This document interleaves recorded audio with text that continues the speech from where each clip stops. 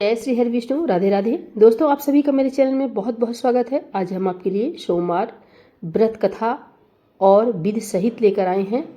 दोस्तों, कथा पूरी सुनिएगा, अधूरी कथा बीच में नहीं छोड़ते हैं। एक समय नैमिषारण्य तीर्थ पर 88,000 ऋषि और मुनि श्री वेद व्यास जी के शिष्य सूत जी से पूछने लगे कि हे मुनिश्रेष्ठ, इस कलिकाल में समस्त प्राणियों को मनोवांछित फल प्रदान करने वाला व्रत की कथा विधि विधान सहित कहिए, जिससे मनुष्यों के पाप नष्ट होकर समस्त कामनाओं की सिद्धि प्राप्त होगी। ऋषि और मुनि की इस पवित्र धारणा का स्वागत करते हुए श्री सूत जी बोले कि कामनाओं को सफल करने वाला सोमवार का व्रत है, सो मैं आपके सबके स्नेहवश सोमवार व्रत की कथा कहता हूँ। सूत जी बोले कि सोमवार व्रत साधारण है और दिन के तीसरे पहर तक करना चाहिए।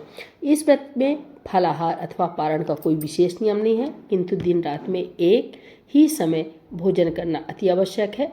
सोमवार के व्रत में शिव पार्वती का पूजन करके शिव महिम्न श्लोक का पाठ हो सके तो करना चाहिए, फिर कथा श्रवण करनी चाहिए। सोमवार व्रत कथा।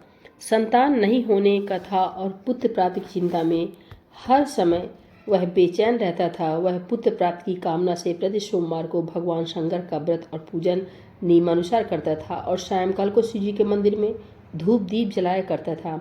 उसकी सच्ची श्रद्धा भक्ति देखकर एक समय श्री जगन माता पार्वती ने श्री भगवान भोले भंडारी से अनन्य विनती के साथ हाथ जोड़कर कहा कि हे त्रिलोकीनाथ, यह सेठ आपका भक्त है, इसलिए आप इस पर कृपा कीजिए और इसकी मनोकामना पूर्ण कर दीजिए। श्री पार्वती जी की यह बात सुनकर देवों को देव श्री महादेव जी बोले कि हे गिरिजा, यह संसार एक कर्म क्षेत्र है। यहाँ प्राणी कर्म करने को ही शरीर धारण करता है। जैसे कि किसान खेत में जैसा बीज बोता है वैसा ही फल प्राप्त होता है, ठीक इसी प्रकार संसार में जो जैसा कर्म करता है वो वैसा ही फल पाता है। अपनी अपनी करनी का ही सभी प्राणी फल भोगते हैं। यह बात सुनकर दयामती श्री पार्वती जी ने फिर अनन्य विनय कर कहा कि हे प्राणनाथ, जबकि यह बेचारा रात दिन दृढ़ विश्वास के साथ आपकी भक्ति करता है, तब आप कृपा करके इसके दुख का निवारण कीजिए। अब तो दया के धाम है, अतः इस पर दया अवश्य करनी चाहिए। श्री गिरिजा भवानी के इस प्रकार आग्रह करने पर श्री शिव जी महाराज बोले कि हे पार्वती, वैसे तो इसके किसी प्रकार की कोई कमी नहीं है, केवल एक पुत्र का अभाव है। सो ये पुत्र प्राप्ति की चिंता में ही दिन रात दुखी रहता है। इसके भाग में कोई पुत्र नहीं है, फिर भी मैं इसकी श्रद्धा देखकर और तुम्हारे आग्रह से इसको पुत्र प्राप्ति का वरदान देता हूँ, परंतु वह पुत्र केवल 12 वर्ष ही जीवित रहेगा। इसके पश्चात वह मृत्यु को प्राप्त हो जाएगा। सो हे पार्वती जी, इससे अधिक मैं इसके लिए कुछ और नहीं कर सकता। श्री जी महाराज और पार्वती जी की ये सब बातें वो सेठ भी पूजा करते हुए सुन रहा था। इस बात से न तो कुछ प्रसन्नता हुई और न ही उसे दुख प्राप्त हुआ। वह उसी प्रकार प्रत्येक सोमवार को श्री शिव जी महाराज का व्रत और पूजन करता रहा। इस प्रकार करते करते बहुत दिन व्यतीत हो गए। तब शिव जी कृपा से उस सेठ की स्त्री गर्भवती हुई और 10वें महीने में उसने अत्यंत सुंदर बालक को जन्म दिया। सेठ के घर में बहुत खुशी मनाई गई, परंतु सेठ को उसी केवल 12 वर्ष की आयु जानकर उसे कोई प्रसन्नता नहीं हुई और न ही उसने यह भेद किसी को प्रकट किया। इस प्रकार प्यार दुलार में बालक 11 वर्ष का हो गया। तब उस बालक की माता ने अपने पतिदेव से कहा कि हे प्राणनाथ, अब मेरा लाल सियाना हो गया है, अतः किसी सुंदर गुणयुक्त कन्या से इसका विवाह रचा दीजिए। इस पर सेठ ने कहा कि अभी इसका विवाह नहीं करूंगा, क्योंकि मैं इसे काशी जी पढ़ने को भेजना चाहता हूँ। इतना कहकर सेठ ने उस बालक की मामा को बुलवा लिया और उसे बहुत से धन देकर कहा कि तुम इसे पढ़ने के लिए काशी जी ले जाओ। मार्ग में जहाँ भी ठहरो वहाँ यज्ञ व दान दिल खोलकर करते जाना तथा भूखों को भोजन वस्त्र देते हुए चले जाना। इस प्रकार समझा बुझाकर सेठ ने दोनों को भेज दिया। वे दोनों मामा भांजी यज्ञ रचाते भूखों को वस्त्र और भोजन तथा ब्राह्मणों को दान देते हुए चले जा रहे थे। चलते चलते मार्ग में एक शहर में रुके। दैवयोग से उस नगर के राजा की कन्या का विवाह होने वाला था और वर पक्ष का जो राजा बारात लेकर आया था उसका लड़का एक आंख से काना था। राजा को इस बात की बड़ी चिंता थी कि काले वर को देखकर कन्या के माता पिता विवाह स्वीकार न कर दे। इस कारण जब उसने अति सुंदर सेठ के लड़के को देखा तो मन में विचार किया कि क्यों न इस लड़के को दूल्हा बनाकर बारात का ढुकाव करा लिया जाए, जिससे किसी प्रकार की बाधा न पड़े। ऐसा विचार करके राजा ने उस लड़के के मामा से प्रार्थना की तो वे दोनों सहमत हो गए। तुरंत उस सेठ के पुत्र को स्नान आदि कराकर तेल फुलेल मलकर उसे वर के वस्त्राभूषण पहना दिए।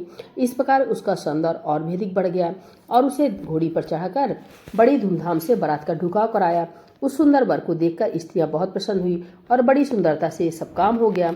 वर के पिता ने सोचा कि इस समय का काम तो संपन्न हो गया, परंतु आगे फेरों के वक्त कहीं कोई बाधा न पड़ जाए, इसलिए विवाह कार्य भी इसी लड़के से करा लिया जाए तो अच्छा है। ऐसा विचार कर वर के पिता ने उसे लड़के के मामा से विनयपूर्वक अनुकूल वचन कहे कि आप कृपा करके फेरों और कन्यादान का काम भी करा दें तो आपकी बड़ी कृपा होगी।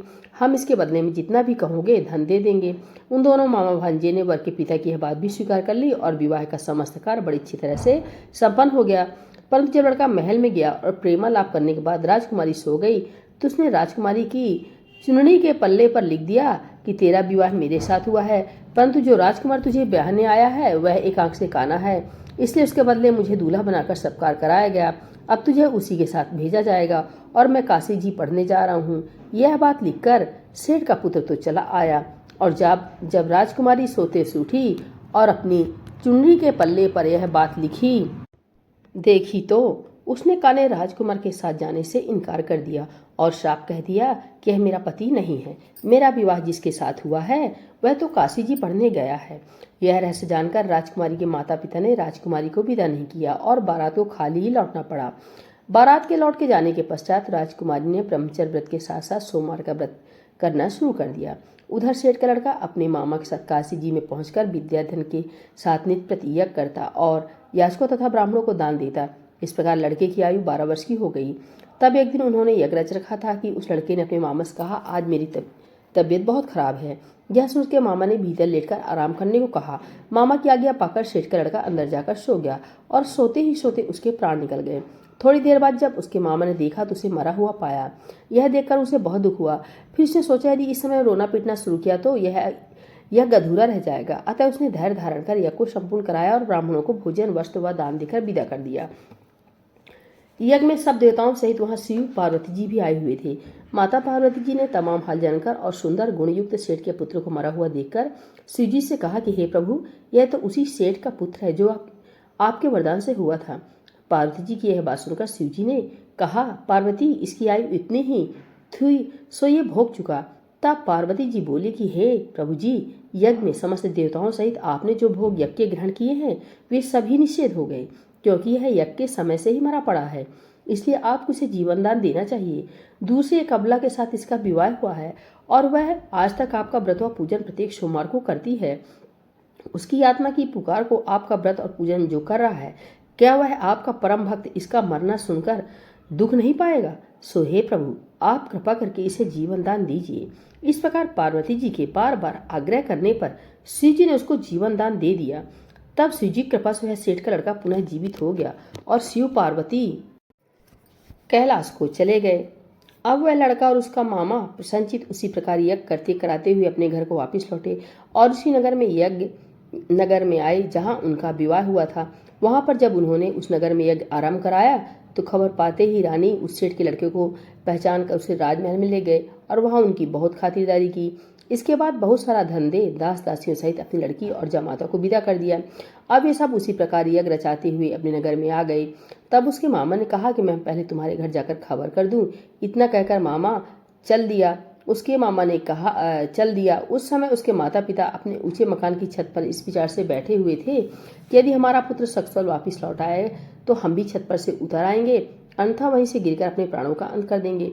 उसी समय लड़के के मामा ने आकर यह समाचार दिया कि आपका पुत्र सकुशल आ गया है, परंतु उनको विश्वास नहीं आ रहा था।